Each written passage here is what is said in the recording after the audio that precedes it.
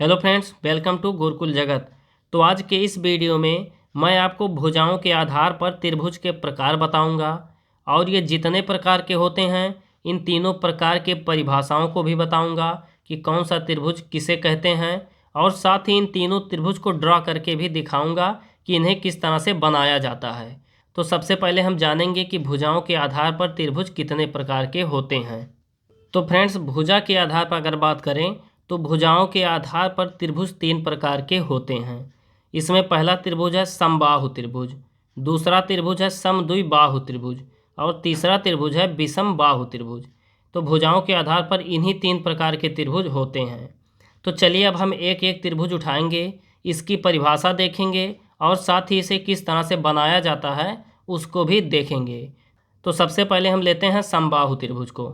तो फ्रेंड्स, हमने उन तीनों त्रिभुज में से पहले त्रिभुज यानी कि समबाहु त्रिभुज को ले लिया है। अगर इसकी परिभाषा की बात करें तो इसकी परिभाषा है जिस त्रिभुज की तीनों भुजाएं समान माप की हों, यानी कि तीनों भुजाएं आपस में लंबाई में आपस में बराबर हों। अगर एक भुजा 5 सेंटीमीटर की है तो दूसरी भुजा भी 5 सेंटीमीटर की होगी और तीसरी भुजा भी 5 सेंटीमीटर की होगी।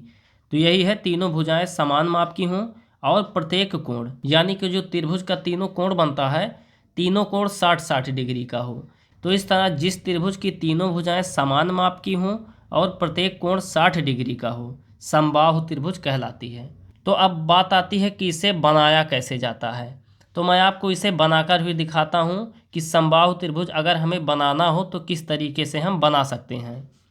इसके लिए आपको दो चीज़ों की ज़रूरत पड़ेगी, एक तो कंपास जिसे प्रकार कहते हैं और दूसरा स्केल जिसमें दूरी आपको स्पष्ट दिखनी चाहिए। तो इन दोनों की सहायता से ही त्रिभुज बनाया जा सकता है। तो चलिए हम सबसे पहले बनाना सीखते हैं समबाहु त्रिभुज किस तरह से बनता है। तो इसके लिए आपको पटरी लेनी है। पटरी पर आपको एक निश्चित दूरी खींचनी है। निश्चित दूरी यानी कि अगर आप 5 सेंटीमीटर खींचना चाहें तो 5 सेंटीमीटर, या फिर 6 सेंटीमीटर खींचना चाहें तो 6 सेंटीमीटर। तो चलिए हम 5 सेंटीमीटर या फिर 6 सेंटीमीटर की एक दूरी खींचते हैं।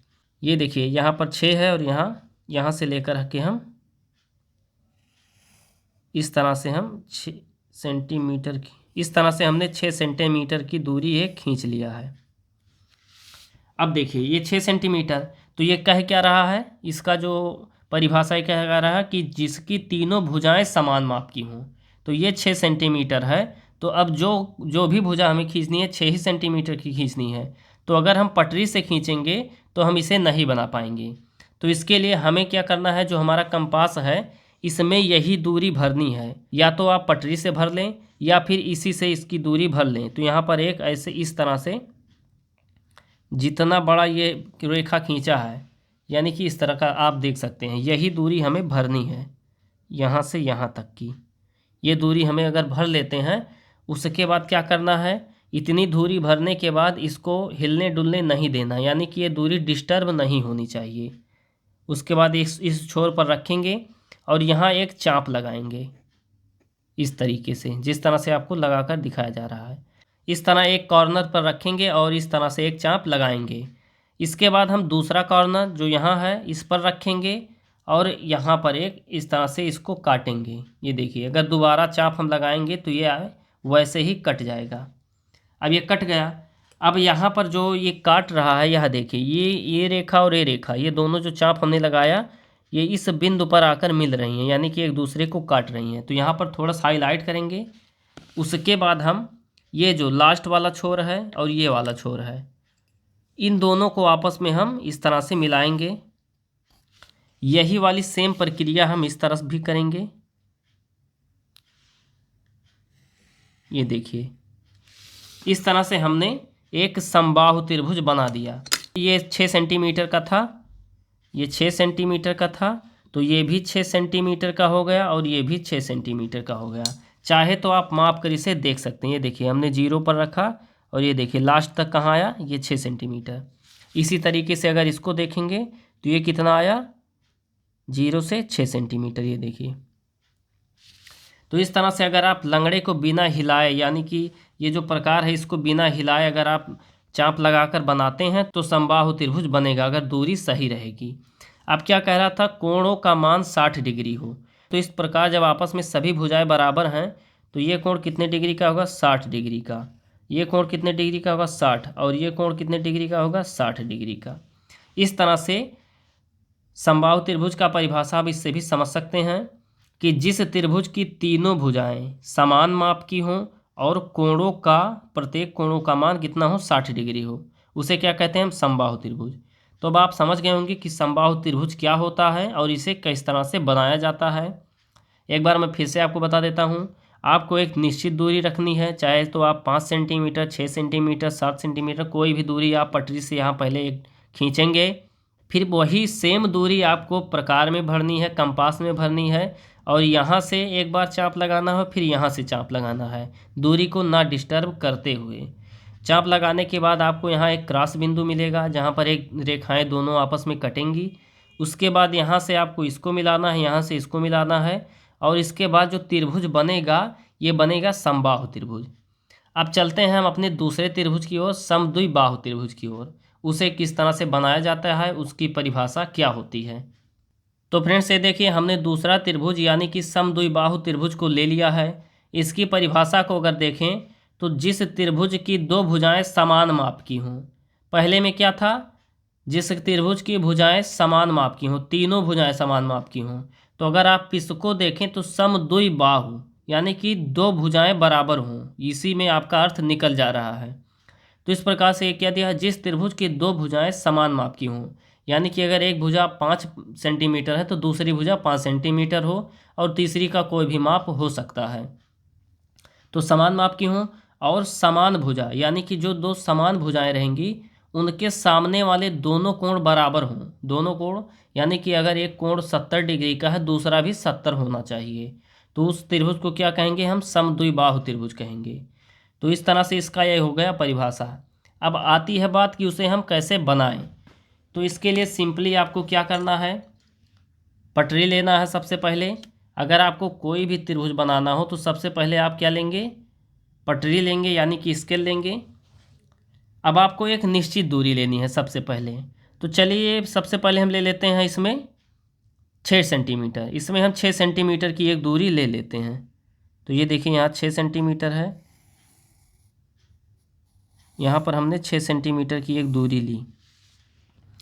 अब इस दूरी से हमें कुछ नहीं करना है, ये हो गया 6 सेंटीमीटर। अब हम परिभाषा क्या जानते हैं कि जिस त्रिभुज की दो भुजाएं समान माप की हों, तो या तो हम 6 सेंटीमीटर का एक दूरी भरें और दूसरा एक चाप लगा दें, या फिर हम ये 6 सेंटीमीटर की दूरी ले लिए हैं, अब हमें दो भुजाओं को समान करना है, तो हम प्रकार में उस दूरी को भरेंगे कि हम दोनों कॉर्नर से यहाँ पर चाप लगा पाएँ।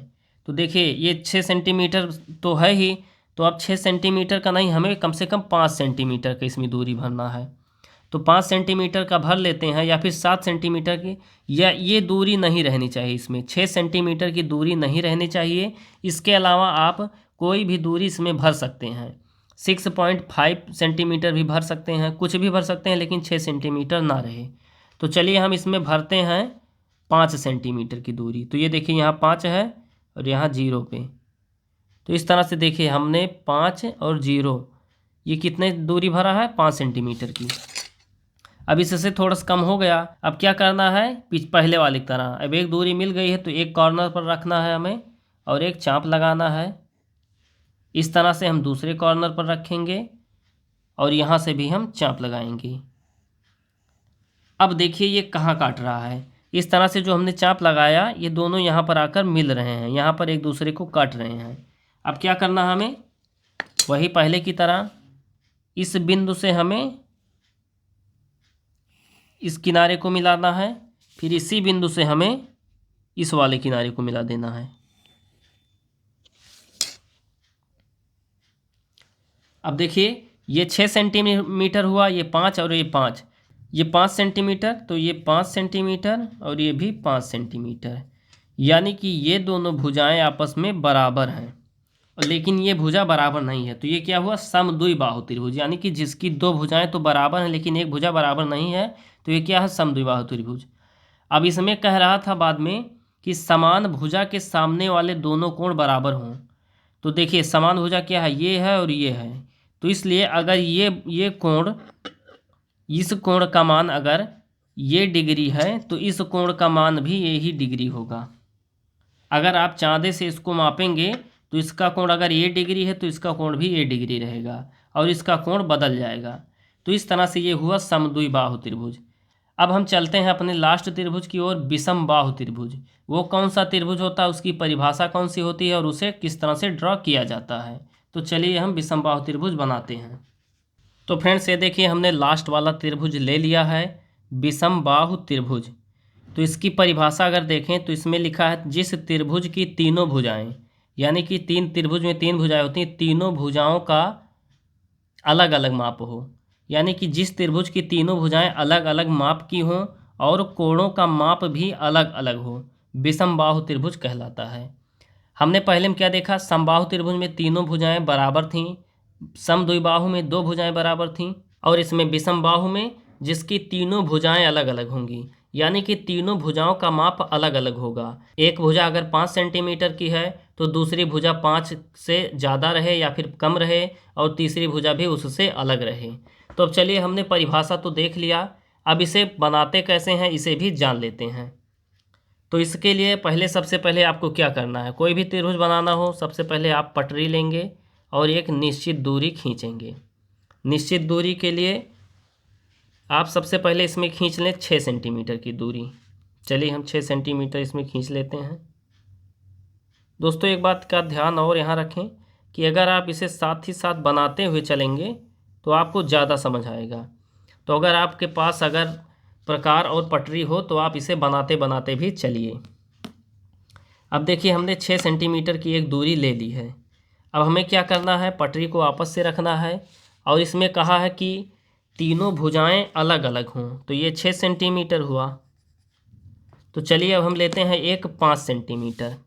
ये देखिए ये 5 सेंटीमीटर यहाँ है, तो हम 5 सेंटीमीटर की एक दूरी ले लेते हैं इसमें। ये देखें इसमें 5 सेंटीमीटर की दूरी हमारी हो चुकी। अब इस हम 5 सेंटीमीटर वाले को इस छोर पर रखेंगे और एक चाप लगाएंगे। इस तरह से हमारा 5 सेंटीमीटर वाला चाप हो गया। अब क्या करेंगे, हमें वापस से पटरी में एक दूरी भरनी है, क्योंकि ये 6 सेंटीमीटर का हुआ और एक चाप हमने जो लगाया वो 5 सेंटीमीटर का। अब चलिए इसमें हम भरते हैं 4 सेंटीमीटर की दूरी। तो देखिए 4 है, इसमें हमने 4 सेंटीमीटर की दूरी भरना है। इस तरह से देखिए हमने 4 सेंटीमीटर की दूरी इसमें ले ली। अब 4 सेंटीमीटर की दूरी से हमें यहाँ चाप लगाना है। ये देखिए 4 सेंटीमीटर वाला हमने यहाँ चाप लगा दिया। अब चूंकि ये दोनों आपस में कट नहीं रहे हैं तो क्या करेंगे, हम वापस से 5 सेंटीमीटर की दूरी पर बढ़ाएंगे।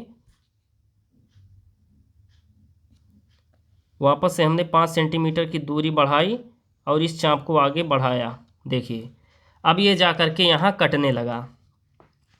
तो अगर ये जहाँ कट रहा है, ये देखिए यहाँ पर कट रहा है, तो ये क्या लिया हमने 6 सेंटीमीटर की, एक 5 सेंटीमीटर से ये चाप लगाया और 4 सेंटीमीटर से एक चाप, यानी कि हमने तीनों अलग अलग माप लिया। अब ये क्या करेंगे, ये जो बिंदु है और ये इस छोर से इसको मिलाएंगे, और इसी तरह से हम इस बिंदु से इस वाले छोर को मिलाएंगे। अब देखिए ये बनेगा 4 सेंटीमीटर का और ये रहेगा 5 सेंटीमीटर का। इस तरह से अब ये 6 सेंटीमीटर, ये 5 सेंटीमीटर और ये 4 सेंटीमीटर। अब अगर हम इनके कोणों को भी देखेंगे तो इनके कोणों का मान भी अलग अलग रहेगा, यानी कि ये डिग्री हो जाएगा, तो अगर ये बी रहेगा और ये सी रहेगा। तो ये इस तरह से ना तो इसकी कोई भुजाएं बराबर हैं और ना ही इसके कोण आपस में बराबर हैं। तो ये क्या हुआ, विषमबाहु त्रिभुज।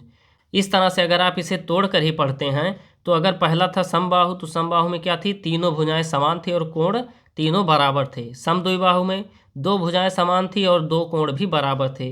विषमबाहु में एक भी भुजा बराबर नहीं है और एक भी कोण बराबर नहीं है। तो इस तरह से इस वीडियो में हमने तीनों त्रिभुजों को बनाना सीखा भी और इसके परिभाषा को भी जाना। अगर आपसे त्रिभुज से ही परिभाषा निकालने के लिए कहेगा तो आप इस तरह से कह सकते हैं कि जिसकी तीनों भुजाएं आपस में बराबर ना हों और ना ही कोणों का मान आपस में बराबर हो, विषमबाहु त्रिभुज कहलाता है। इसी तरह से आप समबाहु और समद्विबाहु का भी परिभाषा निकाल सकते हैं। तो आई होप यह वीडियो देखने के बाद आप भुजाओं के आधार पर जो मैंने 3 तरह के त्रिभुज बताए हैं उन तीनों त्रिभुजों की परिभाषाओं को और इन तीनों त्रिभुज को बनाना भी जान गए होंगे। अगर यह वीडियो आपके लिए थोड़ा बहुत भी हेल्पफुल रहा हो तो वीडियो को लाइक करें, ज़्यादा से ज़्यादा शेयर करें, और अगर चैनल पर नए हों तो चैनल को सब्सक्राइब करके हमें सपोर्ट ज़रूर करें। तो आज के लिए बस इतना ही था। मिलते हैं अगले वीडियो में एक नए टॉपिक के साथ। तब तक के लिए जय हिंद।